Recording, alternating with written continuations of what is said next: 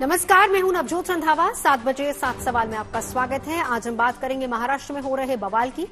दरअसल महाराष्ट्र में कल से विधानसभा का सत्र शुरू हुआ है और सत्र की शुरुआत के साथ ही हंगामा शुरू हो गया। पिछले 2 दिनों से जिन 2 मुद्दों पर महाराष्ट्र की सियासत में तूफान खड़ा हुआ है वो है सरपंच संतोष देशमुख हत्याकांड और औरंगजेब पर समाजवादी पार्टी के विधायक का बयान।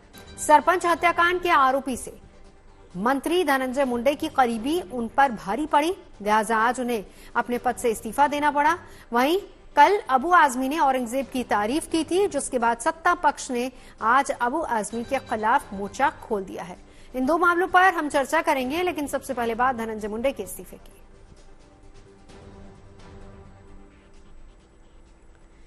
महाराष्ट्र की महायुति सरकार में एनसीपी कोटे से मंत्री धनंजय मुंडे ने आज अपना इस्तीफा मुख्यमंत्री को सौंप दिया। हालांकि मुंडे ने इस्तीफे के पीछे अपनी खराब सेहत का हवाला दिया है, लेकिन माना जा रहा है कि सरपंच संतोष देशमुख हत्याकांड के आरोपी से करीबी उन पर भारी पड़ी। ऐसे में हमारा आज का पहला सवाल भी इसी से जुड़ा हुआ है कि महाराष्ट्र के मंत्री धनंजय मुंडे को क्यों देना पड़ा इस्तीफा। मुंडे पर आरोप है कि संतोष की हत्या करने वाले मुख्य आरोपी से धनंजय मुंडे की करीबी थी। हालांकि पुलिस की चार्जशीट में मुंडे का नाम नहीं है।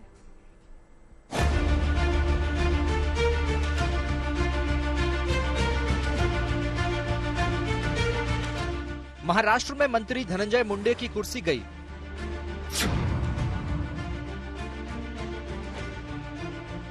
सरपंच हत्याकांड की वजह से दिया इस्तीफा।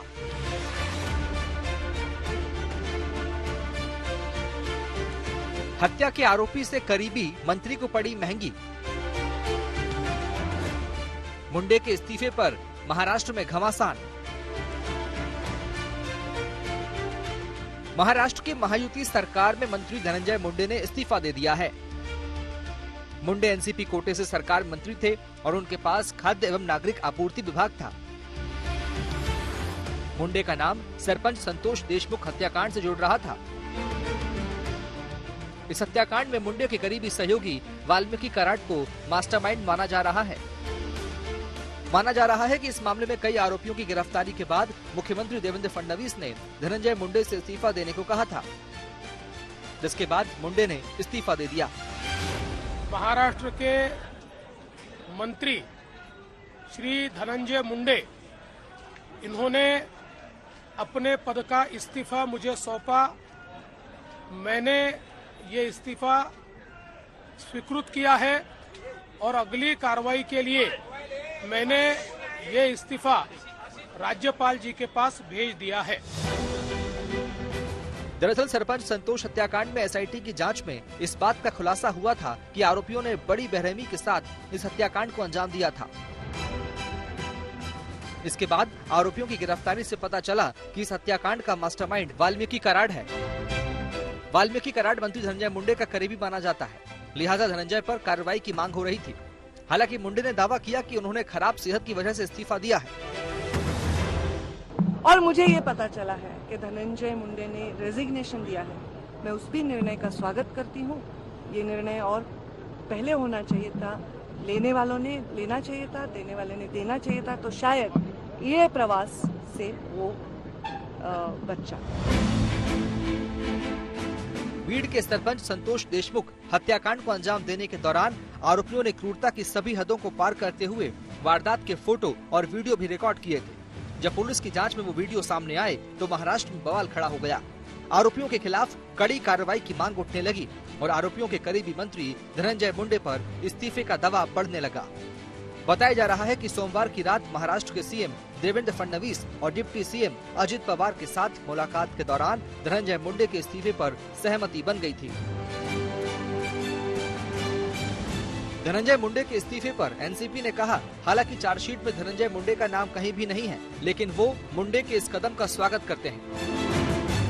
मैं अपोजिशन को गलत नहीं कहूंगा, मगर ये ऐसे जो इल्जाम कई बार जो लगाए जाते हैं, जिसमें जो है अगर वो आदमी का कितना उसमें जो इस जो दुष्कृत्य है उसमें उसका हाथ कितना है, उसका सपोर्ट कितना है, क्या है, कुछ भी तो मालूम नहीं है। और आज भी जो है कोर्ट में जो कागजात दाखिल किए गए हैं उसमें डायरेक्ट ऐसा कोई संबंध जो है धनंजय मुंडे के साथ नहीं दर्शाया गया है, मगर धनंजय मुंडे ने जो है अपने नैतिकता के आधार पर उन्होंने इस्तीफा दिया है। सरपंच हत्याकांड में सरकार के खिलाफ पहले से मोर्चा खोलकर बैठा विपक्ष धनंजय मुंडे के इस्तीफे की मांग पहले से करता आ रहा था। अब जब धनंजय मुंडे ने इस्तीफा दे दिया है तो विपक्षी दलों का कहना है कि इससे काम नहीं बनने वाला। विपक्ष अब प्रदेश में कानून व्यवस्था पर सवाल उठा रहा है। मैं यही कहता हूं कि एक रेजिग्नेशन से कुछ होने वाला नहीं है। चार्जशीट अमेंड होनी चाहिए, इम्प्रोवाइज चार्जशीट आनी चाहिए, फास्ट ट्रैक कोर्ट में ये सारा मामला होना चाहिए। और सबसे अहम बात यही है कि जो भी उस फोटो में है, जिन्होंने अत्याचार किए हैं, जिन्होंने ये मर्डर किए, उसे पब्लिकली हैंग किया चाहिए। सरकार को इतने देर ये सब करने को लगा है, इसका मतलब है सरकार गुनहगार को पीछे अपना छुपाने का काम करती है। महाराष्ट्र में गुनहगारी बड़े पैमाने में बढ़ी है। जो मुख्यमंत्री ने नागपुर के अधिवेशन में जवाब दिया था वो सब झूठ दिया था। विधानसभा का भी दिशाभूल उन्होंने की थी, महाराष्ट्र की जनता की दिशाभूल की थी। ये स्पष्ट हो चुका है। महाराष्ट्र के मंत्रिमंडल में ऐसे कई मंत्री है, ऐसे मंत्रियों पे कब कार्रवाई करेंगे, यह भी प्रश्न यहाँ पे खड़ा हुआ। फडणवीस की सख्ती को देखते हुए धनंजय मुंडे ने इस्तीफा तो दे दिया, लेकिन सरपंच संतोष हत्याकांड को लेकर महाराष्ट्र में शुरू हुआ बवाल फिलहाल थमता हुआ नजर नहीं आ रहा है। मुंबई से ऋत्विक भालेकर के साथ Mustafa Shaikh, good news today. Sarpanch Santosh Deshmukh की हत्या पर महाराष्ट्र में उबाल है और ऐसा इसलिए है क्योंकि पुलिस की जांच में जो खुलासा हुआ है वो बेहद खौफनाक है। पुलिस के मुताबिक संतोष की हत्या बड़ी बेरहमी के साथ की गई थी। ऐसे में आज का दूसरा सवाल भी इसी से जुड़ा हुआ है कि मंत्री के इस्तीफे की वजह बने सरपंच हत्याकांड की क्या है पूरी कहानी। सरपंच संतोष दबंगों की जबरन वसूली की एक कोशिश को रोकने की कोशिश कर रहे थे, लेकिन उन पर दबंगों ने लगातार हमले किए और यही बात दबंगों को नागवार गुजर रही थी, इसीलिए उन पर लगातार हमले हुए और उन्हें मौत की घाट उतार दिया गया।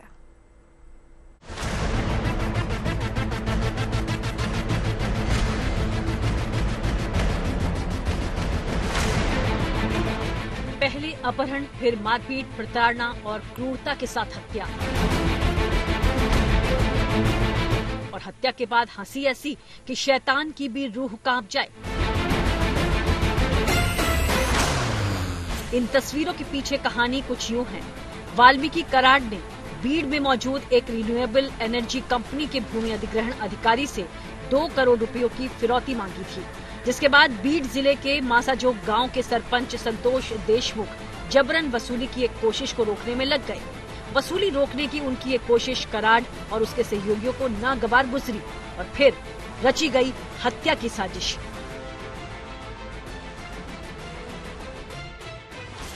बात 9 दिसंबर 2024 की है।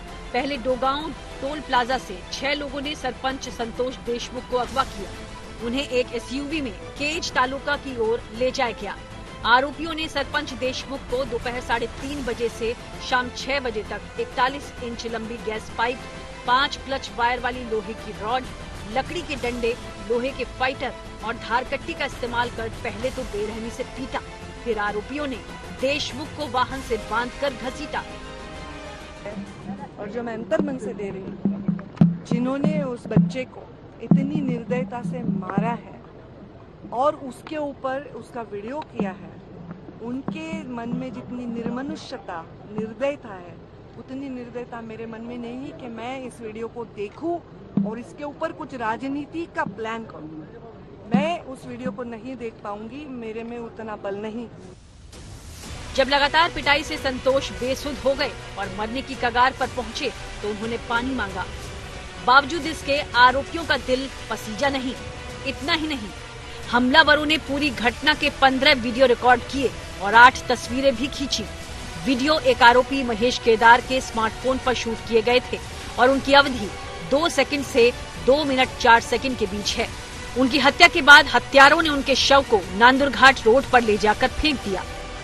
सीआईडी ने जो इस हत्याकांड में चार्जशीट फाइल की है उसमें वीडियो से लिए हुए कुछ ग्रैब थे। उस ग्रैब में इस तरह की कुछ तस्वीर सामने आई कि आप एक तरह से कह सकते हैं कि एक दर्दनाक हत्या की कहानी जो है वो पूरे एविडेंस के साथ, समझो ब्लैक एंड व्हाइट में लोगों के सामने पेपर पर।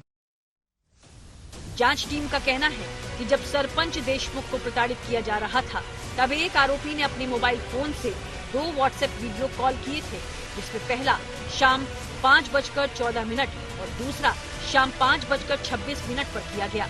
ये कॉल किसे की गई, इसका खुलासा होना अभी बाकी है। सरपंच की हत्या, एक कंपनी से पैसे ऐंठने की कोशिश और फर्म की सुरक्षा गार्ड पर हमले जैसे 3 मामलों में आरोपियों पर मकोका लगाया गया है। इस मामले में अब तक 7 लोगों को गिरफ्तार किया जा चुका है, जबकि एक आरोपी अभी फरार है। जो क्रूर कर्मा वाल्मीकि कराड़ और उसकी गैंग ने संतोष देशमुख जी की जो हत्या की है और जिस तरीके से वो हत्या की है वो निंदनीय है, उसका निषेध करना चाहिए और वो हत्यारों को फांसी देना चाहिए। अदालत में दाखिल एसआईटी की चार्जशीट के मुताबिक वाल्मीकि कराड़ सरपंच संतोष देशमुख की हत्या का मास्टरमाइंड था। कराड़ को एनसीपी नेता धनंजय मुंडे का करीबी माना जाता है। दरअसल चार्जशीट का एक हिस्सा 3 मार्च को मीडिया में वायरल हो गया, जिसमें वाल्मीकि कराड़ के साथियों द्वारा संतोष देशमुख की हत्या करने की ये तस्वीरें दिखाई गयी। इन तस्वीरों और वीडियो के सामने आने के बाद महाराष्ट्र में भारी विरोध शुरू हो गया। मराठा संगठनों ने बीड जिले में बंद का आह्वान किया। जनाक्रोश बढ़ने पर धनंजय मुंडे के इस्तीफे की मांग तेज हो गई और आज हत्या की सी कहानी की वजह से धनंजय मुंडे को मंत्री पद से इस्तीफा देना पड़ा। अभिजीत करांडे के साथ bureau report, good news today. Sarpanch Santosh Deshmukh की हत्या के आरोपियों ने निर्ममता के साथ उनकी हत्या की। इतना ही नहीं, अपराधियों ने हत्या के दौरान क्रूरता की सभी सीमाओं को लांघते हुए प्रताड़ना का पूरा वीडियो भी बनाया और इस हैरत अंगेज सच का खुलासा पुलिस की चार्जशीट में हुआ है। आज का तीसरा सवाल भी इसी से जुड़ा हुआ है कि पुलिस की चार्जशीट से सामने आया हत्या का खौफनाक सच। इसके बारे में बता रहे हैं हमारे संवाददाता ऋत्विक भालेकर। को ये भी बता दें कि हाल ही में इस मामले में जो चार्जशीट फाइल हुई थी, उस चार्जशीट के जरिए कुछ ऐसे फोटोज और वीडियोज सोशल मीडिया पर वायरल हुए जिसमें संतोष देशमुख की निर्मम हत्या कितनी दर्दनाक तरीके से की गई है ये सामने आया। उन्हें चैन से बांधा गया, उन्हें गाड़ी से बांधकर खींचा गया, उन्हें रॉड से पीटा गया, क्लच वायर से उन पर प्रहार किए गए और इतनी निर्मम हत्या करने के बाद भी वाल्मीकि कराड़ जो कि धनंजय मुंडे के करीबी माने जाते हैं, उन पर कार्रवाई नहीं हो रही थी। आखिरकार उन्होंने खुद आकर आत्मसमर्पण किया। सरपंच हत्याकांड के वीडियो के वायरल होने के बाद महाराष्ट्र में आक्रोश बढ़ गया है और आरोपियों के खिलाफ सख्त कार्रवाई की मांग की जा रही है। महाराष्ट्र की सियासत में भी इस मुद्दे को लेकर हंगामा जारी है। ऐसे में आज का चौथा सवाल भी यही है कि सरपंच हत्याकांड के खुलासे से महाराष्ट्र की सियासत में क्यों आया तूफान। तो आइए आपको सुनवाते हैं क्या है इस मामले पर सियासी सुर। जो सामान्य लोग और देशमुख परिवार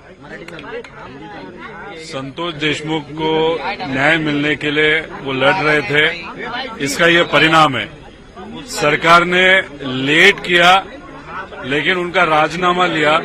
लेकिन हम सबका ये भी कहना है कि उनको ये जो केस चल रही है मर्डर की, उसमें अभी सह आरोपी करना चाहिए और पारदर्शक पद्धति ने, ट्रांसपेरेंट पद्धति ने उनकी वहां पे इंक्वायरी भी होनी चाहिए, ऐसा हम सबका कहना है। धनंजय मुंडे ने आज जो इस्तीफा दिया है उसके कुछ और कारण हो सकते हैं, लेकिन जो बीड़ का प्रकरण है, मसाजोका देशमुख का प्रकरण है, उसमें कार्रवाई की गई है।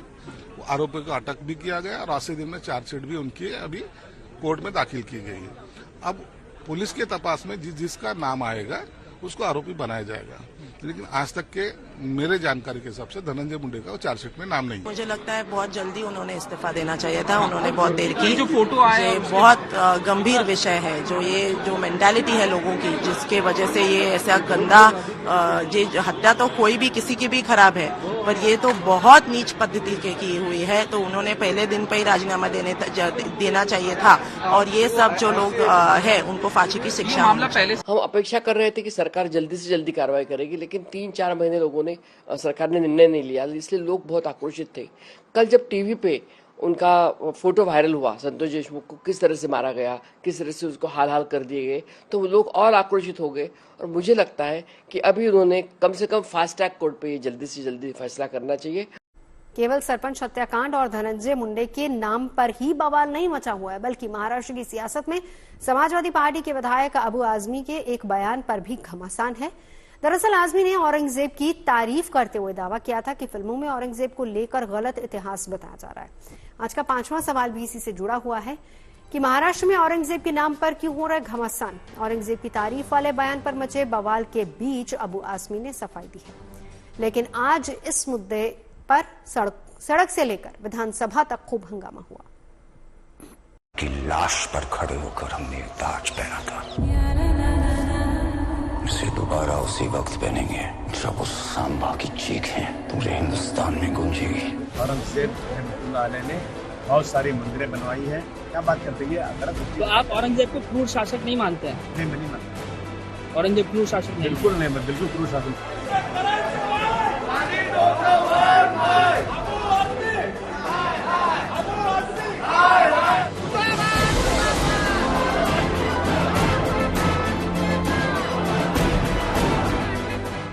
महाराष्ट्र में एक बार फिर से उस शासक को लेकर बवाल खड़ा हो गया है जिसने 17वीं शताब्दी में भारत पर शासन किया, लेकिन उसके शासन के दौरान इतिहास के पन्नों में उसके क्रूरता के किस्से ज्यादा दर्ज हुए।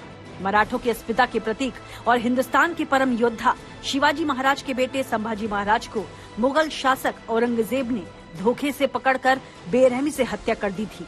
लेकिन जब इस क्रूर हत्यारे का महिमा मंडन महाराष्ट्र में समाजवादी पार्टी के विधायक अबू आजमी ने किया तो महाराष्ट्र की सियासत में तूफान खड़ा हो गया।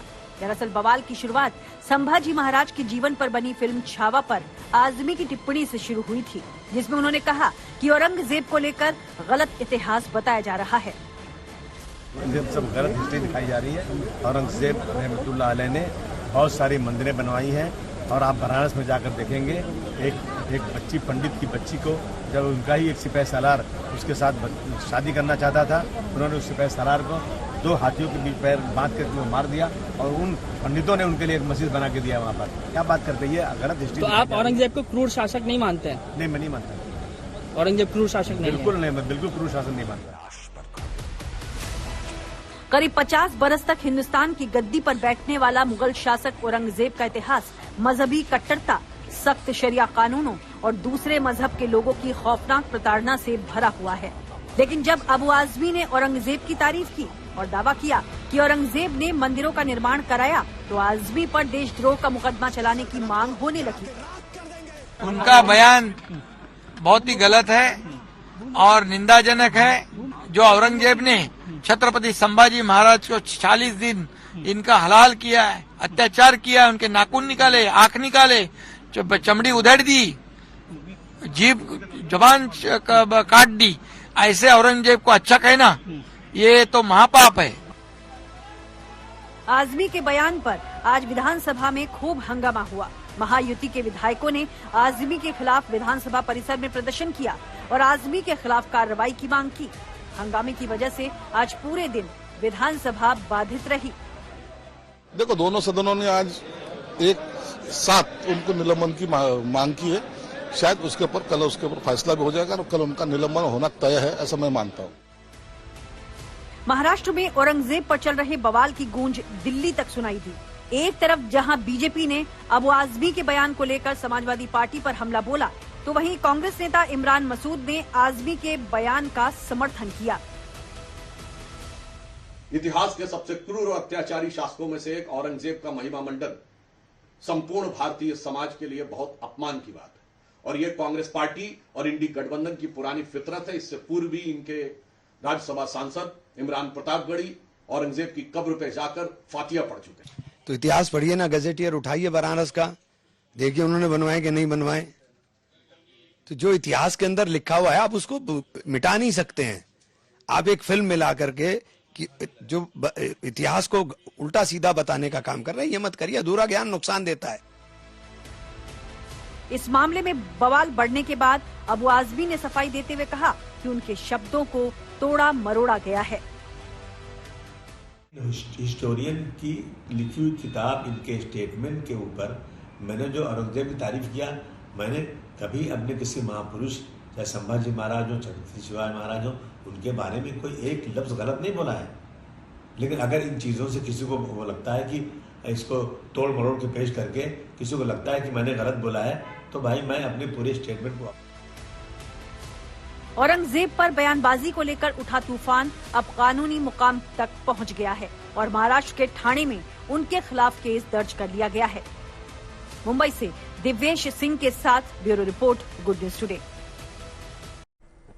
औरंगजेब पर बयान के बाद आज महाराष्ट्र के विधानसभा में जोरदार हंगामा हुआ। विधानसभा के बाहर एनडीए विधायकों ने प्रदर्शन किया, यहां तक कि हंगामे की वजह से आज की कार्रवाई स्थगित करनी पड़ी। ऐसे में आज का छठा सवाल भी इसी से जुड़ा हुआ है कि महाराष्ट्र विधानसभा तक क्यों पहुंची औरंगजेब के विवाद की गूंज। ज्यादा जानकारी दे रहे हमारे संवाददाता ऋतिक भोलकर। समाजवादी पार्टी के नेता और विधायक अबू आजमी ने औरंगजेब की प्रशंसा करने के बाद महाराष्ट्र के बजट सत्र के दूसरे भी दिन हंगामा देखने को मिला। यहां पर सत्तारूढ़ पक्ष आक्रामक होते हुए अबू आजमी के खिलाफ सिर्फ आंदोलन ही नहीं किया, बल्कि उन पर देशद्रोह का चार्ज दाखिल किया जाए, ये मांग भी उन्होंने की है। आज दिन भर इसी मुद्दे को लेकर महाराष्ट्र के विधान भवन में गहमा गहमी देखने को मिली। सबसे पहले सत्तारूढ़ पक्ष के विधायक विधान भवन की सीढ़ियों पर आंदोलन करते दिखे, नारेबाजी करके दिखे। इतना ही नहीं बल्कि अबू आजमी के फोटो को जूतों से मारा गया और औरंगजेब को उत्तम प्रशासक कहने के लिए उन पर आक्रोश जताते हुए सत्तारूढ़ पार्टी के सभी विधायक देखने को मिले। औरंगजेब पर बयान के बाद अबू आजमी के खिलाफ प्रदर्शन हो रहा है। विधानसभा में भी आज इसी मुद्दे पर भारी हंगामा हुआ और आजमी के निलंबन की मांग महायुति के विधायकों ने की है। इधर आजमी के खिलाफ पुलिस थाने में भी मामला दर्ज कराया गया है। हमारा आज का सातवां और आखिरी सवाल भी यही है कि औरंगजेब पर बयान के बाद बढ़ेंगी अबू आजमी की मुश्किलें, बता रहे हमारे संवाददाता दिव्येश त्रिपाठी। समाजवादी पार्टी के नेता अबू आजमी ने कल विधानसभा में मीडिया से बात करते हुए औरंगजेब की तारीफ कर डाली। साथ ही औरंगजेब द्वारा किए गए कामों को भी अबू आजमी ने काफी हद तक सराहा, जिसके बाद महाराष्ट्र में अबू आजमी का विरोध शुरू हो गया। कई जगह पर अबू आजमी के पुतले फूके गए तो इसका विरोध कई जगहों पर लोगों ने किया। इसके साथ ही थाने के नौपाड़ा पुलिस स्टेशन में इसको लेकर एफआईआर दर्ज कर दी गई।